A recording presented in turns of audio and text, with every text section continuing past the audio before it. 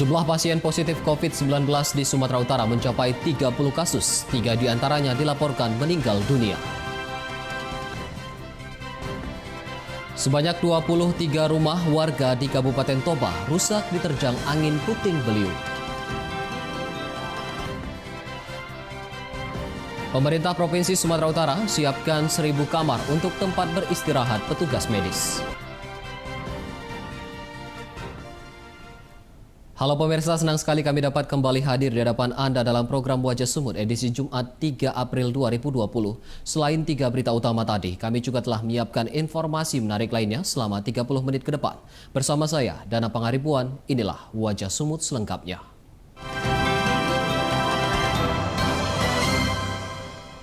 Jumlah pasien positif COVID-19 di Sumatera Utara mencapai 30 kasus, 3 diantaranya dilaporkan meninggal dunia. Sementara jumlah PDP mengalami penurunan sebesar 4,5%, yakni berjumlah 84 orang. Seperti yang telah kita ketahui bersama, data tersebut dikonfirmasi oleh Gugus Tugas Percepatan Penanganan COVID-19 Sumatera Utara pertanggal 2 April 2020 pukul 17 waktu Indonesia Barat. Pasien positif COVID-19 mencapai 30 kasus, 25 dinyatakan positif dari pemeriksaan laboratorium dengan metode PCR. Sedangkan 5 lainnya terkonfirmasi menggunakan rapid test. Dari 30 kasus positif, 3 diantaranya dilaporkan meninggal dunia, 27 lainnya masih dirawat. Jumlah PDP yang dirawat sebanyak 84 orang, menurun sebesar 4,5% dari data sebelumnya. Sementara ODP yang melapor berjumlah 3.338 orang, bertambah sebesar 11%. Juru bicara Gugus Tugas Percepatan Penanganan COVID-19 Sumatera Utara Aris Yudariansyah menyebut pihaknya tengah mengupayakan bantuan APD dan rapid test yang telah dipesan dapat segera diterima dan dapat didistribusikan ke rumah sakit yang menangani pasien COVID-19. 2.970 orang. Penderita positif berjumlah 30 orang, di mana pemeriksaannya 25 berdasarkan hasil laboratorium dengan metode PCR dan 5 menggunakan rapid test. Dan dari 30 orang ini meninggal dunia 3 orang. Selanjutnya, pasien dalam pengawasan. Hari ini berdasarkan data yang masuk ke gugus tugas berjumlah 84 orang. Berbeda dengan jumlah hari kemarin yang berjumlah 88 orang. Orang dalam pemantauan saat ini berjumlah 3.338 orang.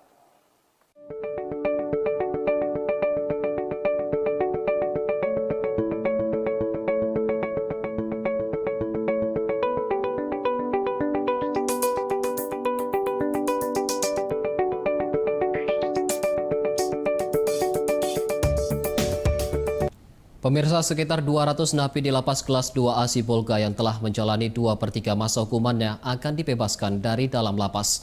Pembebasan para napi dilakukan untuk meminimalisir penyebaran COVID-19. Hingga saat ini telah terdata 150 orang narapidana yang akan menerima pembebasan secara asimilasi dan integrasi sesuai keputusan Menteri Hukum dan HAM nomor 10 tahun 2020. Para napi yang mendapatkan pembebasan adalah para napi yang bukan tersangkut kasus korupsi, narkotika maupun terorisme dan telah menjalani setengah dari sisa masa tahanan. Kalapas kelas 2A Sibolga Suryanto mengatakan 200 napi yang mendapatkan pembebasan adalah napi kasus pidana umum dan telah menjalani masa tahanan 2/3 dari vonis hukuman.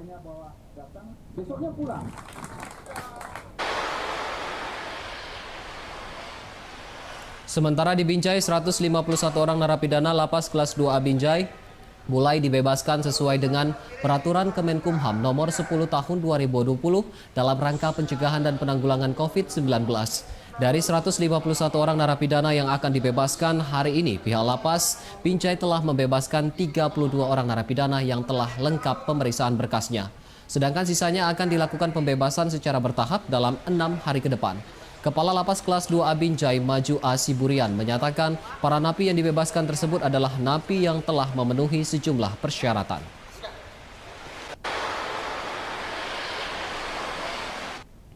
Bupati Deli Serdang Asyari Tambunan mengimbau warganya yang berada di luar Deli Serdang untuk tidak mudik atau kembali ke kampung halaman. Hal tersebut juga berlaku bagi warga Deli Serdang, dihimbau agar tidak keluar dari wilayah Deli Serdang guna meminimalisir penyebaran virus corona. Kita ketahui bahwa penyebaran Hal tersebut ditegaskan Bupati Deli Serdang Asyari Tambunan saat melepas tim gabungan penyemprotan disinfektan di Deli Serdang. Bupati mengimbau warga untuk bekerja sama dengan pemerintah daerah dalam upaya pencegahan penyebaran virus corona atau COVID-19. Sebelumnya, sejumlah daerah melaporkan terjadinya penambahan status ODP dan PDP dikarenakan banyaknya terjadi arus mudik sejumlah warga yang datang dari wilayah zona merah COVID-19. Peran serta masyarakat diharapkan untuk bekerja sama dengan pemerintah daerah menanggulangi potensi penyebaran virus COVID-19. Kepada orang-orang yang selama ini berada di luar Deli Serdang untuk tetaplah tinggal di tempat tinggalnya, tidak perlu datang ke Deli Serdang, dan demikian pula sebaliknya, orang Deli Serdang yang sekarang berdiam di Deli Serdang dalam kondisi yang seperti sekarang ini diharapkan untuk tetap tinggal. Sementara di Kota Tebing Tinggi, jumlah orang dalam status pemantauan atau ODP COVID-19 di Kota Tebing Tinggi mengalami peningkatan akibat banyaknya perantau yang pulang dari daerah terjangkit corona. Berdasarkan data dari situs resmi penanggulangan COVID-19 Kota Tebing Tinggi yang dirilis per tanggal 2 April 2020, jumlah ODP mencapai 326 orang. Padahal pada akhir Maret lalu, jumlah ODP masih di bawah angka 200. Peningkatan juga terjadi pada jumlah PDP yang mencapai 4 orang yang saat ini dirawat intensif di RSUD Kumpulan Pane Kota Tebing Tinggi dan Rumah Sakit GL Tobing Tanjung Morawa Deli Serdang. Kepala Dinas Kesehatan sekaligus juru bicara gugus tugas percepatan penanganan COVID-19 Kota Tebing Tinggi, Nanang Fitra Aulia, mengatakan peningkatan ODP disebabkan banyaknya perantau dari daerah terjangkit COVID-19 yang kembali ke Kota Tebing Tinggi. Saat ini seluruh ODP diharuskan menjalani isolasi mandiri di rumah masing-masing selama 14 hari dengan pengawasan rutin dari instansi terkait. Dan membantu akan kita upayakan. Terjadinya peningkatan ODP yang ada di wilayah Kota Tebing Tinggi ini adalah salah satunya yang kami pantau berdampak daripada proses migrasi yang terjadi terlalu berlebihan di daerah kita. Banyaknya warga yang datang dari luar yang notabene sudah bekerja di daerah-daerah terjangkit sebelumnya kembali. Pemerintah Kota Medan menyiapkan lahan seluas 14 hektar untuk pemakaman umum jenazah COVID-19. Lahan pemakaman disiapkan sebagai upaya alternatif mengantisipasi penolakan yang terjadi di masyarakat. Lahan pemakaman khusus jenazah COVID-19 seluas 14 hektar disiapkan Pemko Medan di Kelurahan Simalingkar B, Kecamatan Medan Tuntungan, Kota Medan yang berjarak sekitar 500 meter dari permukiman warga. Hal ini dilakukan sebagai upaya alternatif mengantisipasi banyak penolakan masyarakat terhadap jenazah korban COVID-19. Penyiapan lahan saat ini sudah memasuki tahapan pemasangan lampu penerangan di dalam kawasan makam dan penimbunan akses jalan masuk ambulans untuk membawa jenazah yang akan dikuburkan. Menurut Koordinator Pengerjaan Pembangunan Pemakaman TPU khusus ini ditargetkan akan rampung pengerjaannya selama 1 atau 2 hari ke depan. Meski demikian, saat ini sudah ada 3 jenazah yang dikuburkan di areal pemakaman khusus COVID-19 dari sejumlah rumah sakit yang meninggal akibat corona. Maka kami ditempatkan di bawah sebagian untuk COVID khususnya. Kita layankan tempatnya sama umum. Tapi ini khusus untuk warga Medan sendiri, Pak? Khusus untuk warga Medan. Ini progres pekerjaan udah selesai atau gimana? Belum selesai, tapi nantilah kita tunggu dari dinas untuk menambah tiang-tiang listrik. Mengantisipasi penularan wabah COVID-19, kelompok LSM bekerja sama dengan Bank Indonesia, TNI dan Polri melakukan penyemprotan disinfektan di areal permukiman warga yang berada di sekitar pemakaman. Penyemprotan dilakukan karena areal perkuburan masih saja dikunjungi para peziarah cengbeng. Meski imbauan larangan ziarah cengbeng telah dikeluarkan Wali Kota Sibolga, namun di areal perkuburan masih saja ditemukan warga yang melaksanakan ziarah. Mengantisipasi penyebaran COVID-19, seluruh rumah warga dan fasilitas umum di sekitar area pemakaman dilakukan penyemprotan disinfektan. Penyemprotan dilakukan setelah muncul keresahan warga yang bermukim di sekitar pemakaman terhadap potensi penyebaran virus COVID-19, mengingat para peziarah yang datang tidak diketahui berasal dari daerah mana saja. Sebelumnya dalam setiap ziarah Cengbeng, lokasi pemakaman masyarakat Tionghoa di Sibolga dipenuhi para peziarah yang berasal dari sejumlah kota dan luar negeri. Untuk tidak dulu pulang kampung, baik untuk ziarah mau puasa, Cengbeng maupun Lebaran. Karena apa? Dipastikan Bapak Ibu semua sampai di Sibolga akan diperiksa dan dijadikan orang dalam. Pemirsa, sejenak akan hadir informasi mengenai sebanyak 23 rumah warga di Kabupaten Toba rusak diterjang angin puting beliung. Tetaplah bersama kami.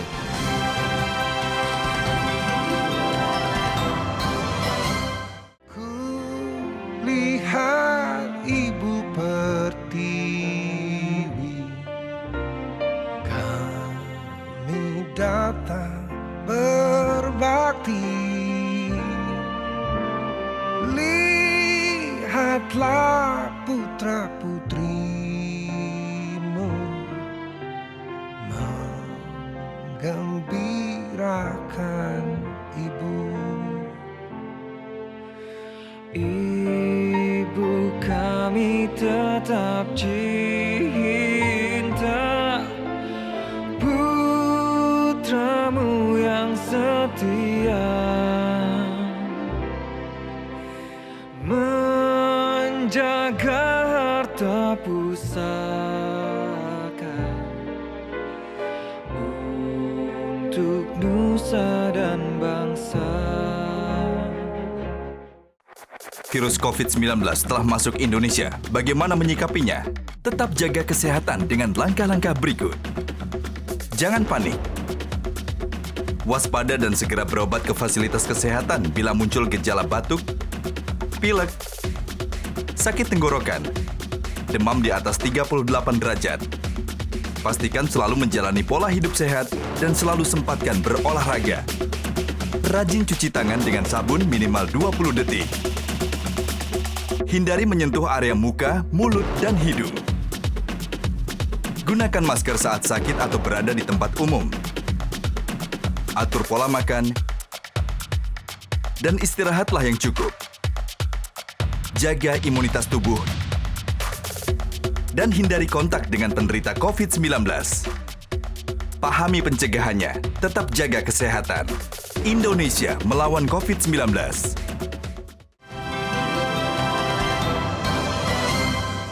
Anda masih bersama kami di Wajah Sumut. Sebanyak 23 rumah warga di Kabupaten Toba rusak diterjang angin puting beliung pada Kamis kemarin. Tidak ada korban jiwa dalam peristiwa ini, namun kerugian ditaksir mencapai ratusan juta rupiah.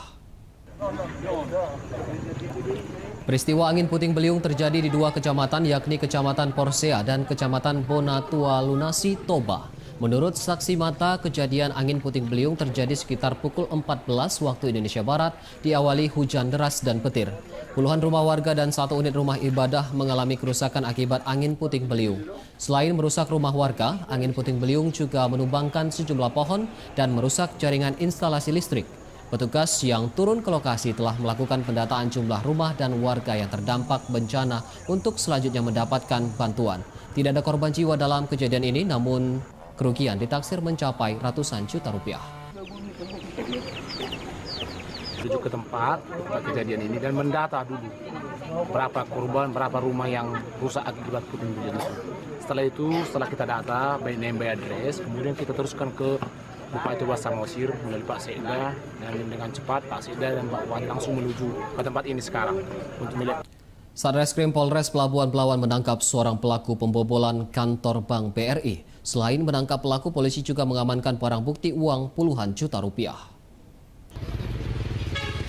Pelaku atas nama Rahmat Syah, warga Martubung, Kecamatan Medan, Labuhan. Pelaku ditangkap karena membobol kantor cabang BRI di Jalan Komplek Yuka, Kelurahan Tangkahan, Kecamatan Medan, Labuhan. Pelaku yang merupakan residivis beraksi seorang diri. Dalam penangkapan, polisi terpaksa menembak kaki pelaku karena melawan petugas dan mencoba melarikan diri. Sejumlah barang bukti yang diamankan berupa 2 unit komputer, 1 unit telepon genggam, serta uang tunai puluhan juta rupiah. Pelaku dijerat pasal 363 KUH Pidana dengan ancaman hukuman 7 tahun penjara. Jadi telah kita amankan 1 orang pelaku yang dimana merupakan seorang residivis, dimana ini sudah yang kelima kalinya dia melakukan aksinya, sehingga kemarin pada waktu dilakukan penangkapan kita lakukan tindakan tegas terukur. Jadi yang bersangkutan menjebol Bank BRI di Pasar Yuka melalui Polres Tebing Tinggi melakukan razia ke sejumlah apotik di kota Tebing Tinggi terkait terjadinya kelangkaan masker dalam beberapa bulan terakhir. Sejumlah personil unit tindak pidana tertentu Satuan Reserse Kriminal Polres Tebing Tinggi mendatangi apotik yang berada di sekitar pusat kota. Polisi memeriksa ketersediaan masker dan menggeledah gudang penyimpanan barang di apotik. Namun dalam razia tersebut polisi tidak menemukan adanya penimbunan masker. Kepala Unit Tindak Pidana Tertentu Reserse Kriminal Polres Tebing Tinggi Ibda Lydia mengatakan razia dilakukan untuk menindaklanjuti keluhan warga terkait kelangkaan masker. Kelangkaan masker di kota Tebing Tinggi sudah terjadi sejak merebaknya virus corona. Akibatnya sejumlah apotik menjual masker dengan harga Rp5.000 per lembar, padahal dalam kondisi normal, harga masker hanya Rp1.000 per lembarnya. Selama ini kan masyarakat kan mulai resah, banyak yang bilang katanya banyak nggak menjual masker, jadi kita pihak kepolisian mau mengecek jangan sampai ada apotek-apotek di Tebing ini yang melakukan penimbunan terhadap masker tersebut. Gitu. Hasilnya, Bu? Hasilnya sejauh ini belum ada ditemukan penimbunan. Nanti untuk kelanjutannya masih kita lidik lagi lah ke depannya. Untuk apotek-apotek di Tebing mungkin besok kami bakal jalan lagi, kecuali selain inilah. Kalau ada perkembangan kita kabarin.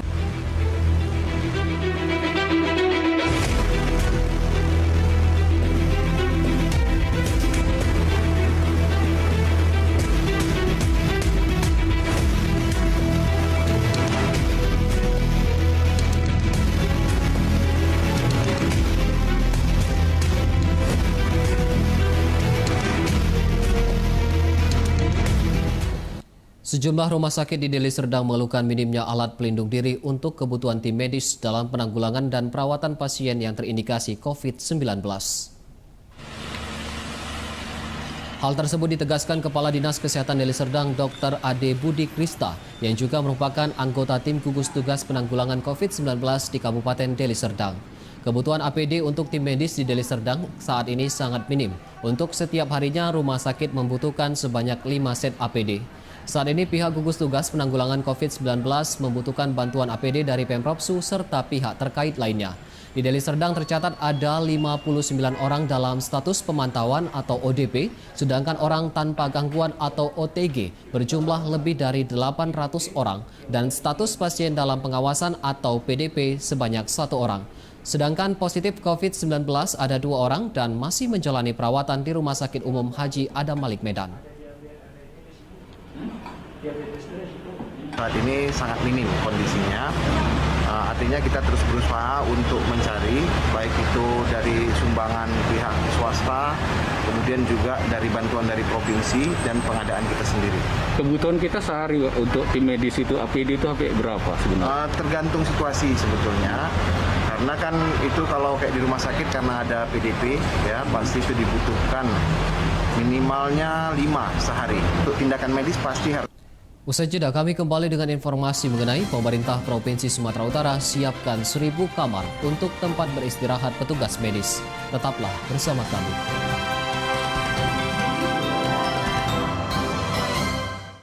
COVID-19, virus mematikan yang menyerang dunia.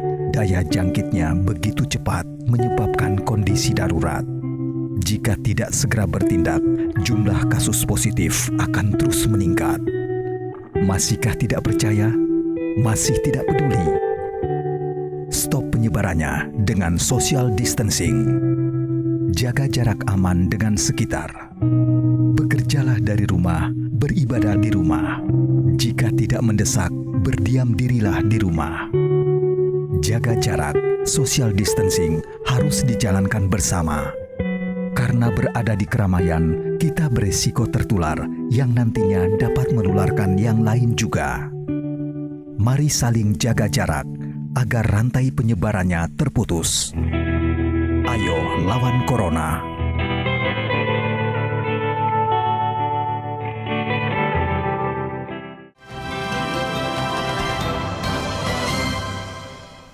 Kembali lagi di Wajah Sumut, sejumlah elemen masyarakat di Kota Tebing Tinggi melakukan aksi kepedulian terhadap upaya pencegahan penyebaran virus corona atau COVID-19.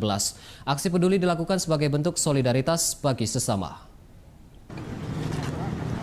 Seperti yang dilakukan Aliansi Masyarakat Kota Tebing Tinggi yang secara swadaya membuat tempat cuci tangan portable untuk dibagikan ke RSUD Dr. Kompulan Pane dan sejumlah tempat fasilitas umum lainnya. Tempat cuci tangan portable ini akan diletakkan di depan pintu masuk rumah sakit agar dapat digunakan pengunjung. Sementara pengurus Asosiasi Pengusaha Indonesia atau APindo Kota Tebing Tinggi juga menyumbangkan bantuan alat pelindung diri untuk tim medis dan hand sanitizer.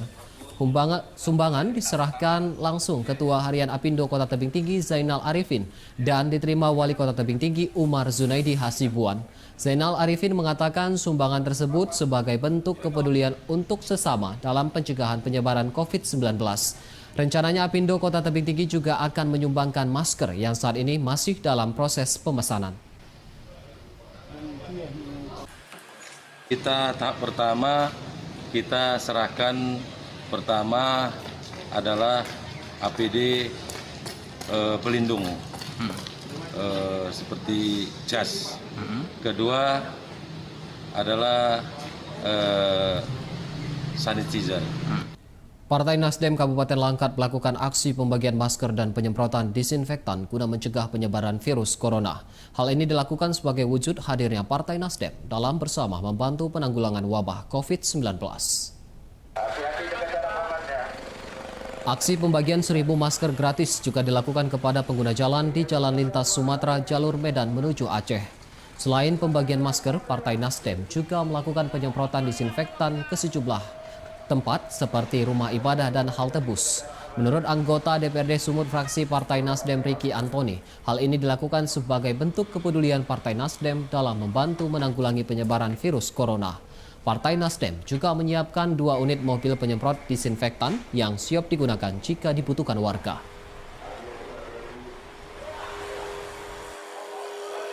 Hari ini kita membagikan masker dan kegiatan penyemprotan disinfektan untuk rumah ibadah dan fasilitas publik. Dan kita juga siapkan kendaraan kita 2 unit dan tim penyemprotnya juga. Hal ini juga sesuai dengan arahan dari Bapak Ketua Umum Bapak Surya Paloh bahwa setiap kader Nasdem harus turut serta bersama elemen masyarakat pemerintah untuk menanggulangi bencana. Pemerintah Provinsi Sumatera Utara akan menyiapkan 1.000 kamar untuk tempat menginap dan beristirahat petugas medis yang bertugas di Rumah Sakit Rujukan Utama COVID-19. Sejumlah hotel ini sengaja disewa selama proses penanganan COVID-19 berlangsung. Untuk tahap awal, pemerintah Provinsi Sumatera Utara telah menyiapkan 2 hotel yang digunakan untuk menginap seluruh petugas medis, yaitu Medan Villa Hotel yang berlokasi satu kompleks dengan Rumah Sakit Marta Friska Medan di kawasan Komplek Multatuli Kota Medan, dan Hotel Wings di kawasan Jalan Kuala Namu yang dekat dengan Rumah Sakit GL Tobing, Tanjung Morawa, Deli Serdang. Kedua hotel ini merupakan rumah sakit rujukan utama pasien COVID-19 dari 5 rumah sakit rujukan utama yang disiapkan Pemprov Su. Menurut Kadis Kesehatan Sumatera Utara Alwi Hasibuan, untuk langkah awal disiapkan sekitar 500-an kamar dan nantinya akan ditambah hingga mencapai 1.000 kamar.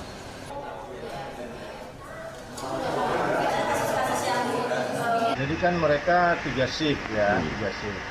Mereka tidak boleh pulang ke rumah. Oleh karena itu kita siapkanlah di sini tempat yang layak untuk mereka. Alhamdulillah di sebelah rumah sakit ini ada hotel yang cukup memadai untuk bisa dari tempat istirahat mereka. Jadi yang 1 shift itu kerja, yang 2 shift. Tim gugus tugas penanganan COVID-19 Kabupaten Nias Selatan melakukan pemeriksaan kesehatan kepada para pelayar dari berbagai negara di perairan Teluk Dalam Nias Selatan. Pemeriksaan dilakukan untuk mengantisipasi penyebaran COVID-19. Pemeriksaan dokumen dan kesehatan dilakukan petugas gabungan terhadap seluruh rombongan peserta Nias Marine Festival yang tiba di perairan Nias Selatan pada Rabu malam kemarin. Pemeriksaan dilakukan petugas dengan mendatangi para pelayar ke masing-masing kapal.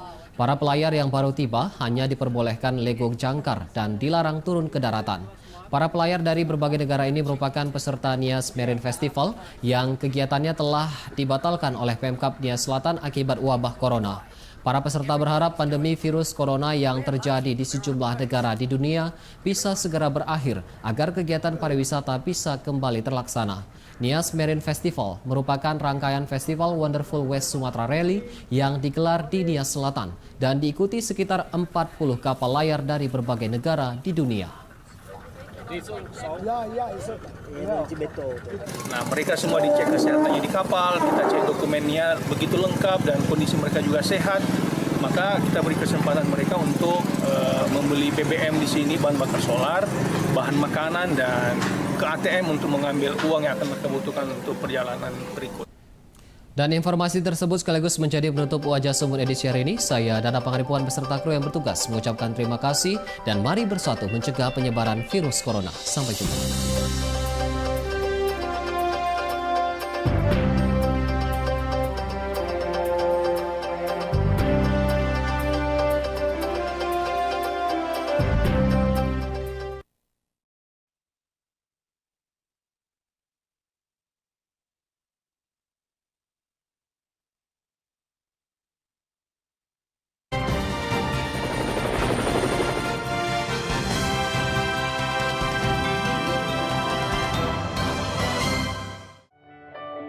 Inilah Indonesia. Adiwarna budaya mengukirnya indah, begitu khas, begitu mempesona. Senyum yang ramah menjadi tahta seakan siap menyambut siapa saja. Disinilah Indonesia. Hari-hari anak negeri mensyukuri anugerah dalam kebersamaan, hidup bersahaja. Kamilah Indonesia. Kami memahami keragaman yang menjadikan negeri kita istimewa. Metro TV hadir dengan siaran lokal di 29 kota. Dari ujung barat hingga ujung timur negeri. Sampaikan peristiwa, suguhkan hasanah bangsa. Kami selalu bangga menjadi Indonesia.